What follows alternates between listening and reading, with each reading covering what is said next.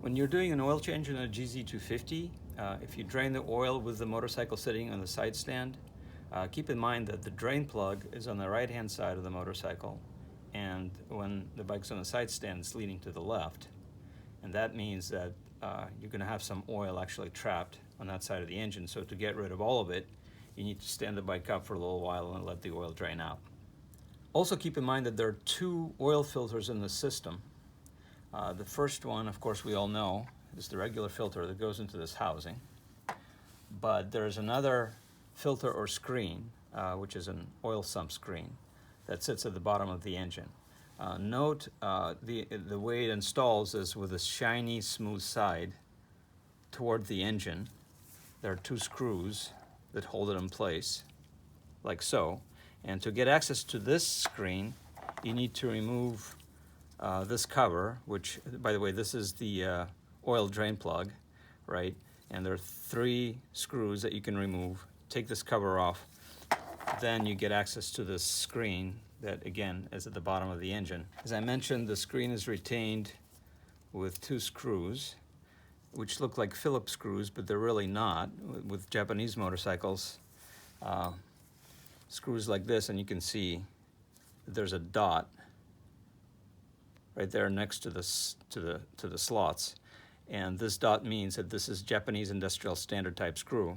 Just to demonstrate to you the difference between a Phillips screw and a GIS screw, I have two bits here. So this is a regular Phillips bit, and you can see the fit. So what I'm going to do is I'm just going to wobble the screw up and down. You can see that it wobbles. So the fit is not that great. And you know, if you're trying to use this bit to remove these screws, if you strip this, it's going to be a bit of a dicey situation, because it's not going to be all that easy to extract these things from the bottom. I mean, of course you can do it, but you know, it's going to be a longer day than you would like. Now, this is GIS, Japanese Industrial Standard bit. Look at the fit here. So again, I'm going to try to wobble. I'm going to hold on to the bit, and I'm going to wobble the screw. It fits perfectly and gives you a much better chance to extract these screws, so and install them without stripping out the heads. So keep in mind, see, it's even difficult to remove. It's a very tight fit. So keep in mind that you want to use these bits rather than the regular Phillips bits. Oh, by the way, when you reinstall this cover, there is an arrow, and that arrow points to the front of the engine. And the reason that's important is because the distances between this distance is different than this distance. So in order to make sure it fits, you need to point the arrow toward the front of the bike. So this filter or screen, make sure that large particles of debris don't get to the oil pump, which then feeds the oil to the oil filter. And the oil comes out of this hole right here. And so the oil filter fits in this way. And then the oil comes out of this hole, goes through this side of the filter element, and then goes out and goes into the engine. And so there are two holes. If you look inside, it's very difficult to see. There's one hole pointing down and another hole pointing up. My understanding is that the down hole, the hole pointing down, leads to the crank, and the hole pointing up leads to the top end, and also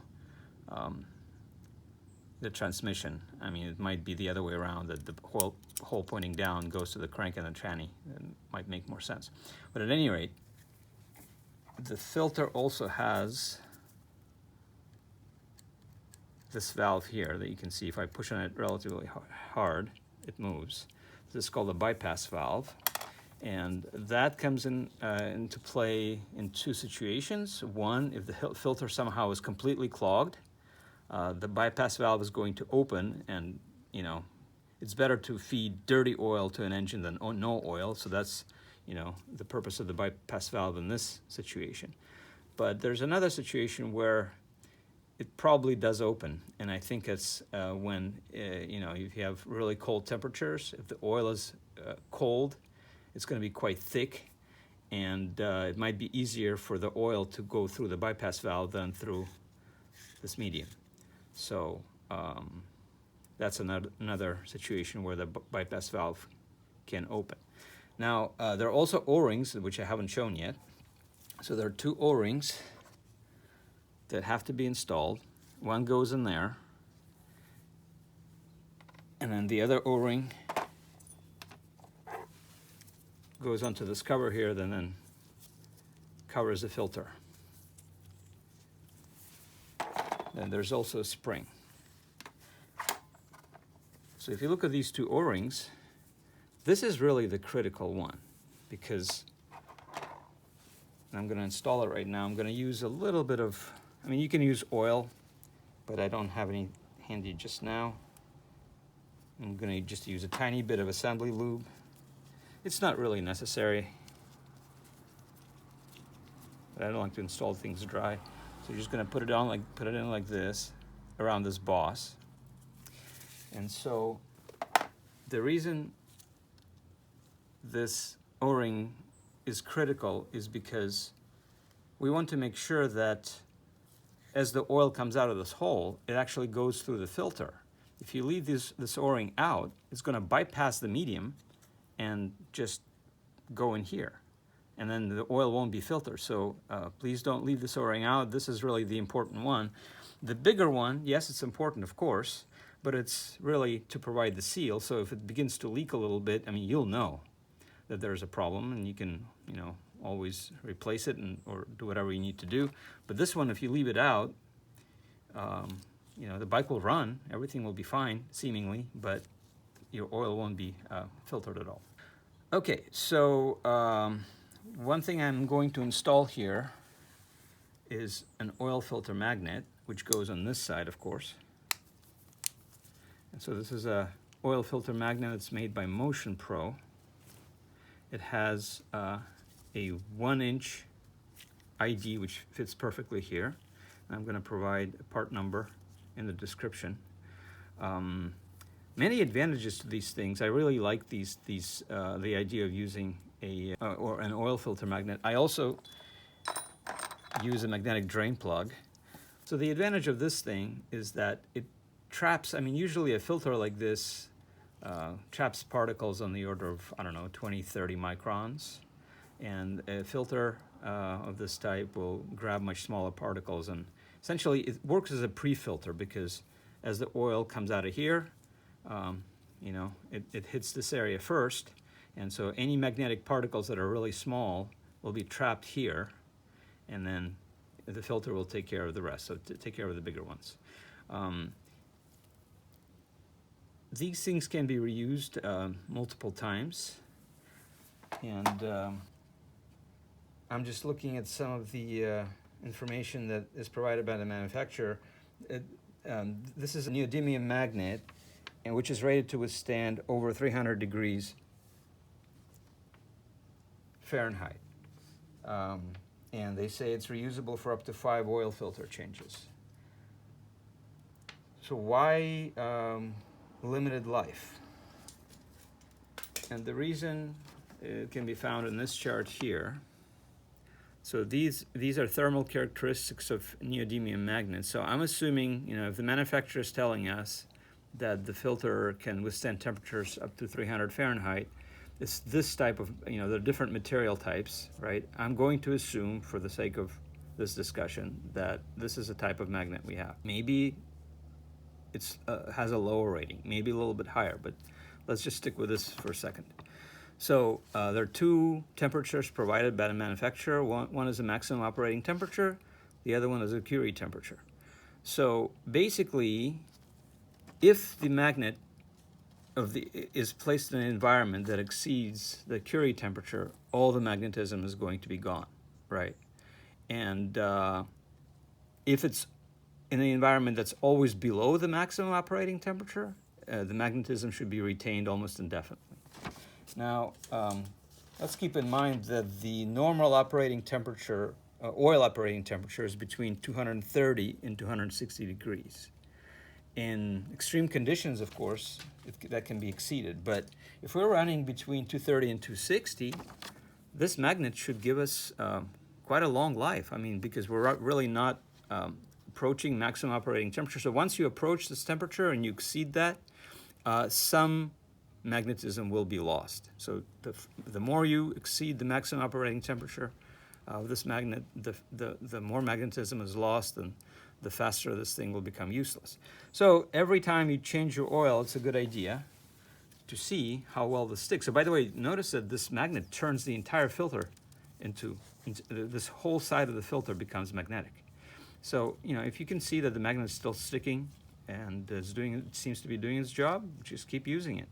I mean, I've only done 2 oil changes with this, so it seems to be as good as new, but you know, who knows what's going to happen in another 10,000 miles. If you were using this magnet, when you take it out, there's going to be some, just like with a magnetic drain plug, there's going to be some debris here that you need to clean off. And it's a good idea, of course, to use brake clean or whatnot, but you know, it won't, it'll remove the oil, but it will not remove the magnetic particles. You can try to use napkins or rags. That's still going to be not quite do the trick. So the best thing I found is just tape, masking tape. It works really well. Just tear off a little piece and, you know, make sure the thing is oil free, and just dab the tape onto the magnet, and it should take all the particles off, and it will look like this eventually. Okay, so let's install the filter. So our internal O-ring is in place. The filter goes in like this. Then there's a spring, and so these springs are actually quite important, because what do? They're pushing the filter in to the housing and making it rest against that O-ring. If you omit this spring, or the spring fatigues and it's not doing its job, then again, you know, the filter is not filtering. All the oil is bypassing the filter. Another reason I like to have this magnet in place is because it holds the spring.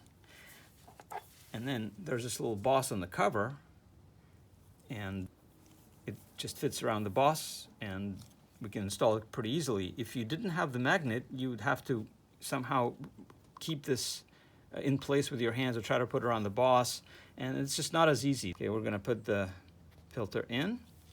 Now we have our O-ring. Oh, by the way, I just wanted to mention about these O-rings. They can be reused. The key is to look at the cross section to see if it's really round still. If the O-ring is becoming compressed and kind of becoming more oval in shape and cross-section wise, then by all means replace it. You know, especially the one on the inside, it's a good idea to replace, you know, more often than not. Okay, so when I place the O-ring in there, you can just place it like this and install it. So what I prefer to do with these O-rings is use some sealing grease. This is Molykote 111, and it kind of does 2 things. I mean, if you have a situation where the O-ring tends to fall out of the groove, it'll retain it in the groove, but also, like I said, it's a sealing grease, so it's really going to help the seal.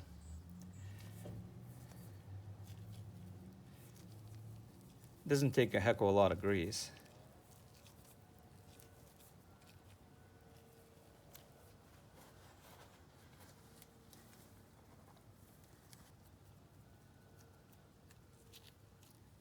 So let's just install the O-ring like so, and we can put on our nuts. Before I put the nuts on, I'm going to use again a little bit of this grease on the studs there.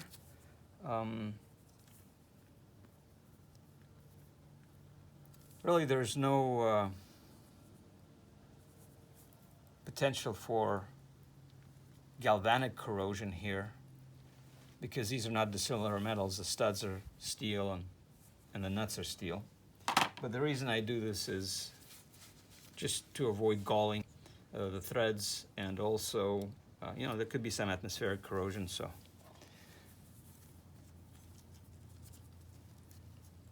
why not prevent that? So we're gonna put the cover on.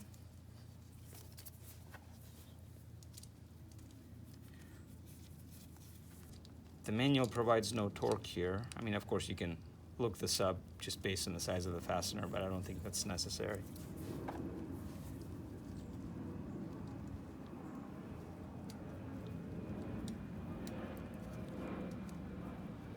So I always install the nuts by hand, or any fastener by hand initially, to see if it threads on easily. These are number 10 metric heads.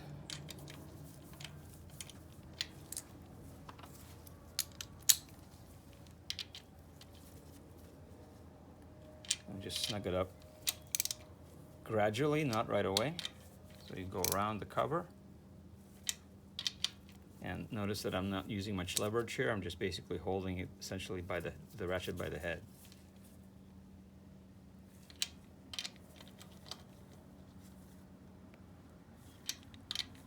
Screws are still moving. Now remember, they're lubricated, right? So it's easier for me to turn these than unlubricated dry screws. So I'm gonna kind of provide a mental adjustment for that. You certainly don't want to overcook it with these. I mean, that gasket is gonna seal, especially with the grease on it.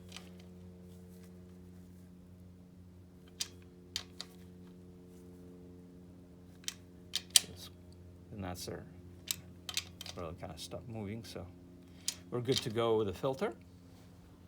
And so now all we do is we install the screen. Now the screen, these screws require no lubrication whatsoever because they're sitting in oil, right? So remember, this is the side that goes toward the engine. You install the screen. Then I'm going to install this piece, the cover, same exact procedure with the O-ring as I performed here. I'm not going to show the installation of this because it's a little bit difficult to film, but yeah. So these screws, you can you can use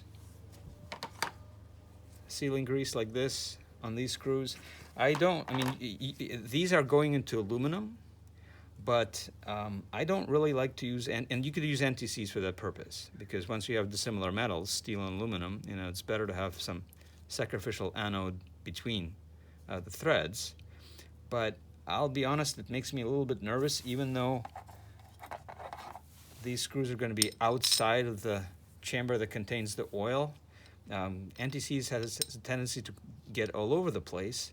I really don't want anti-seize in the oil bath. I mean, anti-seize does not do well when it comes to moving parts, and I don't want to contaminate the oil. So again, I'm going to use a sealing grease like this, or you can just use regular grease, it doesn't matter. So that's pretty much all I wanted to say, and of course don't forget to refill your crankcase.